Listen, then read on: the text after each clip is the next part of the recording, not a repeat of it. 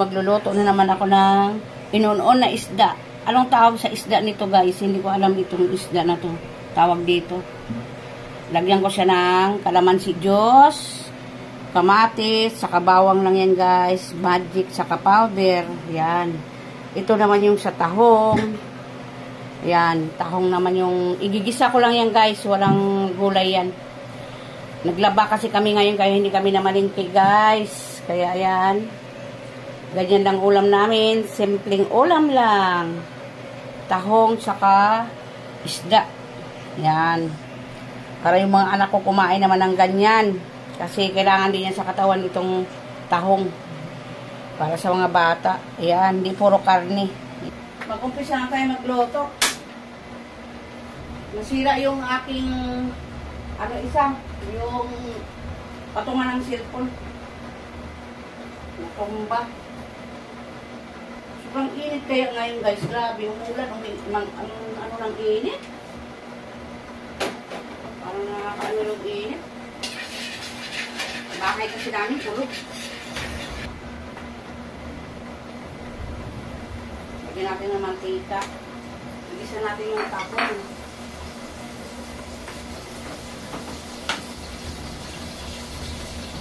Lagyan natin yung sibuyas, kamatis, bawang. Isa lang talaga siya. Pagkatapos lang din namin maglaba sila. Nagbad na yung asawa ko. Yung tahong.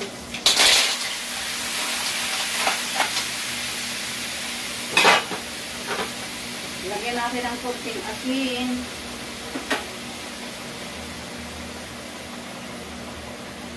Kunting asin lang.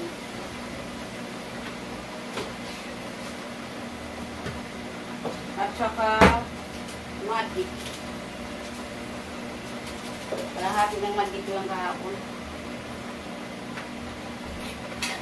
Itong ulam na ito, kakainin ng mga anak ko ito pag ganito. Tahong.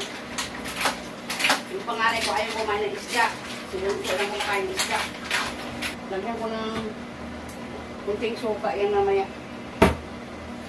Lagyan ko lang ng suka.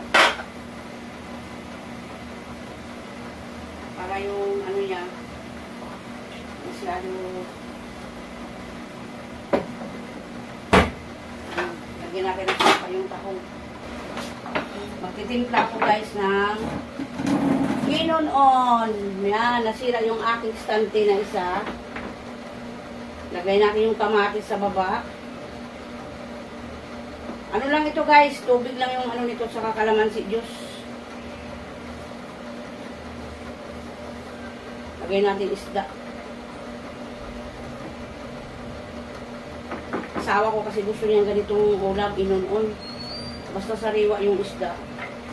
Gusto niya ganyan. Hanggang bukas na ito ulam namin.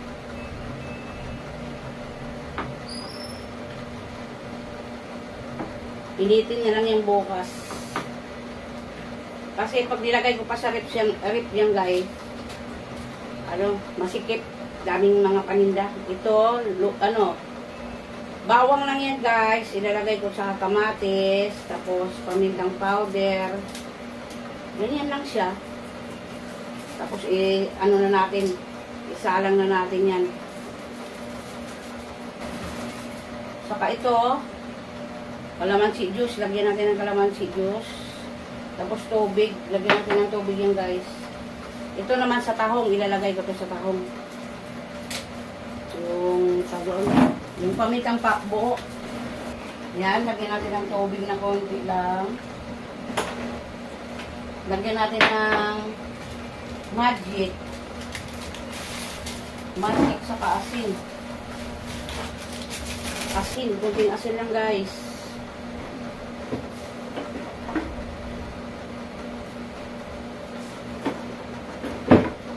Yan, isalang na natin yan guys. Yan, sakto natin. Isalang na natin.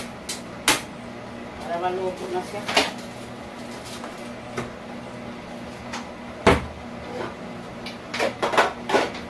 Haluin na natin itong tahong.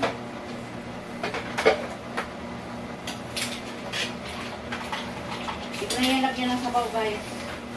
tubig naman sa yan kasi naano nila sa yelo yun. Ayan guys, maluluto na ang aking tahong. Tahong na naman ang aming ulam guys. Ayan. Saka itong inon-on, maluluto na rin yan. Ayan. Magluluto tayo ng siumay guys. May nag-order ng siumay. Ayan yung negosyo namin dito guys. Siumay, saka mga hotdog. Para sa dagdag kita. Kailangan siya ka lang mag-ano ng may bibili luto. Pagka na namin negosyo to guys, siumay. Magawa tayo ng sus para sa aking siumay. Inaano natin yung apoy para maluto siya maigi.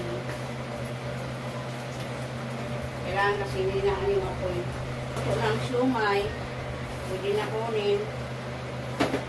Binabrown ko kasi yan. Kami luluto maigi. O nako, pakibili nung kay Kuya. Kuya Bubong. Mal. Oh. Hapon, isa lang yata yung inano ko guys. Yung reels ko kahapon. Hindi ako nakapag-reels kasi pakiramdam ko.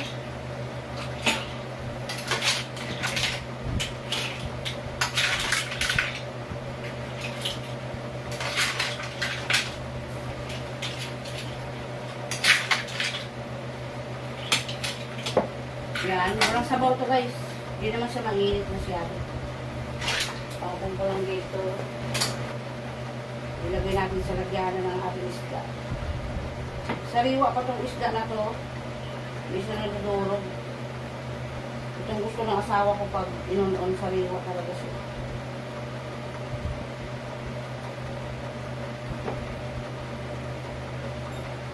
Marami ditong isda binili ko eh.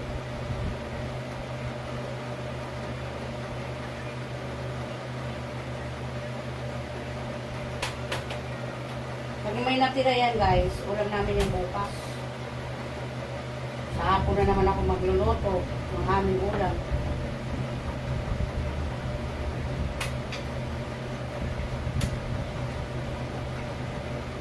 Magastos kami dito guys sa bahay pagkain. Yun lang ano namin, yung luho namin pagkain. Ayan na guys, luto na ang aking inunon na isda. Kakain na kami. Yan. At saka itong tahong, luto na rin. Ginisa ko lang yan sa luya, bawang, sibuyas, kamatis. Ang aking tahong. Yan. Puro na lang tayo tahong guys. Yan. Saka isda na inunon. Hanggang dyan na lang guys. Thank you so much sa mga support nyo sa akin. God bless.